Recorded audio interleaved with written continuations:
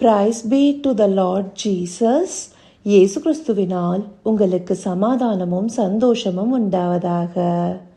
இன்னைக்கு பார்க்கவிருக்கிற வேத பகுதி 2 தீமோத்தேயு 2வது அதிகாரம் வசனம் 10.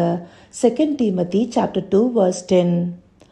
ஆகையால் தெரிந்து கொள்ளப்பட்டவர்கள் கிறிஸ்து இயேசுவினால் உண்டான ரட்சிப்பை நித்திய மகிமையோடு பெற்றுக்கொள்ளும்படி சகலத்தையும் அவர்கள் நிமித்தமாக சகிக்கிறேன்.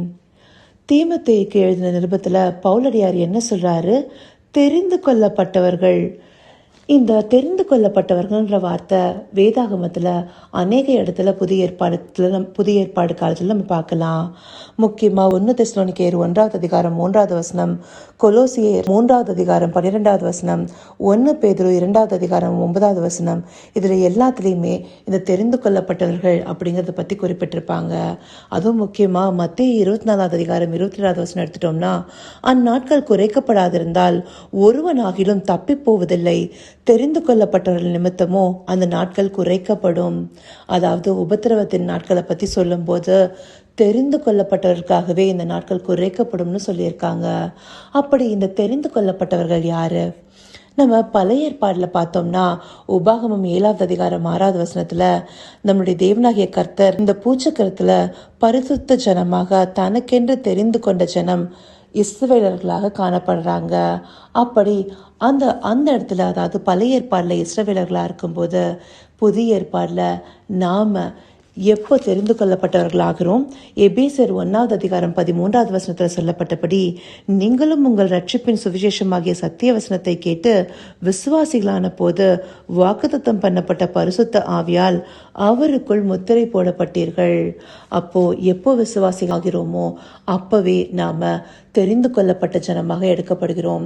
அப்படி தெரிந்து கொள்ளப்பட்ட ஜனமா இருக்கிற நாம ஆண்டவருடைய அந்த சிலுவை பாடு நம்முடைய ரட்சிப்புக்காக கொடுக்கப்பட்டிருதுங்கிறத நம்ம அறிந்து கொள்ளத்தக்க விதமா, நித்திய மகிமையோட அந்த ரட்சிப்பை நாம பெற்றுக்கொள்ள விதமா பவுல் போன்ற அப்போஸ்தலர்களும் ஊழியர்களும் பாட அனுபவிக்கிறாங்க அப்படிங்கிறத இந்த வசனத்துல அவர் எழுதியிருக்காரு. அதே போல தீமோத்தேயுவும் அந்த பாடுகளை ஏற்றுக்கொள்ளும்படியாக இந்த கடிதத்துல பரிந்துரை செய்திருக்காரு. இதே அதிகாரத்துல நம்ம இதற்கு மேல இருக்கிற வசனங்கள் எல்லாம் பார்த்தோம்னா, நீயும் கிறிஸ்து இயேசுவுக்கு நல்ல போர் சேவகனாய் தீங்கு அனுபவின்னு 3வது வசனத்துல சொல்லியிருப்பாரு. அப்படி இந்தபடியா நாம இந்த ரட்சிப்புல பூர்ணமடையும்படி, இந்த ரட்சிப்பை முழுமையாக பெற்றுக்கொள்ளும்படி அவங்க எல்லாருமே ஒரு போராட்டங்களை சந்திக்கிறாங்க. இத ஒரு வசனத்துல பவுலடியார் எப்படி சொல்றாருன்னா, அதாவது கொலோசியர் 1வது அதிகாரம் 24வது வசனத்துல, இப்பொழுது நான் உங்கள் நிமித்தம் அனுபவிக்கிற பாடுகளில் சந்தோஷமடைந்து கிறிஸ்துவனுடைய உபத்திரவங்களில் குறைவானதை அவருடைய சரீரமாகிய சபைக்காக என் மாம்சத்திலே நிறைவேற்றுகிறேன். அப்போ எந்தபடியான வார்த்தைகளை சொல்றாரு பாருங்க. கிறிஸ்து அனுபவித்த பாடுகளே அநேகமா இருக்கு, அதுல சில குறைவுகள் இருந்ததா அதை நான் என்னுடைய சரீரத்துல ஏற்றுக்கொண்டு பாட அனுபவிக்கிறேன்னு சொல்றாரு. இதெல்லாம் எதற்காக? தெரிந்து கொள்ளப்பட்டவர்களாகிய நாம இந்த ரட்சிப்புல முழுமை அடையும்படியா, ஆண்டவராகிய இயேசு கிறிஸ்துவ விசுவாசிக்கும் போது தெரிந்து கொள்ளப்பட்ட போது நம்ம ரட்சிப்புல முதல் படிதான் எடுத்து வைக்கிறோம். அதற்கு மேற்படியாக இந்த ரட்சிப்புல பூர்ணமடைவதற்காக தான் இந்த படியான அப்போஸ்தலர்களும் ஊழியர்களும் தேவனால அபிஷேகிக்கப்பட்ட ஒவ்வொரு ஜனங்களும் ஒவ்வொரு விதமான பாடுகளை அனுபவிக்கிறாங்க. அப்படி பாட அனுபவிச்சு நமக்காக அவங்க கொண்டு வருகிற இந்த ரட்சிப்பின் நித்திய மகிமையை நாம பெற்றுக்கொள்ள நாம எவ்வளவு முனைப்போடு இருக்கணும். அதை நம்ம அசட்டை பண்ணலாமா? அதனால்தான் தேவ தயவானது நம்மளை குணப்படுத்தும்படி நெருக்கி ஏவுகிறதுன்னு சொல்லப்பட்டிருக்கு. அந்தபடி நம்ம தெரிந்து கொள்ளப்பட்டவர்கள்ங்கிறத அறிந்து கொண்டு நம்மளுடைய ஆண்டவருடைய சத்தத்தை, அதாவது நம்மளுக்கு யோவான் 10வது அதிகாரத்தில் ஆண்டவர் சொல்றாரு இல்லையா, என் ஆடுகள் என் சத்தத்திற்கு செவி கொடுக்கிறதுன்னு சொல்லிட்டு, அவருடைய சத்தத்தை தெரிந்து கொள்ளணும்னா நாம அவருடைய வார்த்தைகள் பின்னாடி போகணும்.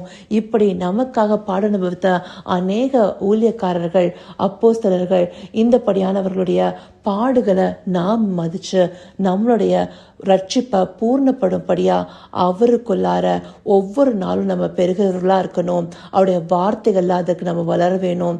அதற்காகவே இந்த படியான வசனங்களை தேவன் நமக்கு காண்பிக்கிறாரு. அதற்காக அவருக்கு நன்றி தெரிவிப்போமா? கர்த்தாவே, தேவாதி தேவனே, உமக்கே இந்த வேலை நன்றி செலுத்துகிறோம் ராஜா. அப்பா, எங்களை நீங்க தெரிந்து கொண்ட ஜனமாக எடுத்திருக்கீங்க தகப்பனே.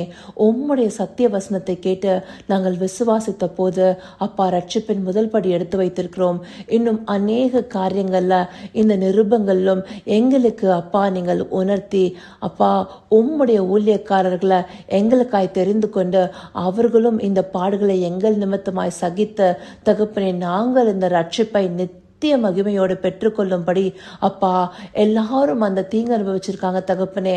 அதை நாங்கள் ஒரு நாளும் அசட்டை பண்ணாத விதமாய் நாங்க இந்த ரட்சிப்பில் பூர்ணப்படியும்படியாக ஒவ்வொரு நாளும் நடத்தப்படணும் தகப்பனே.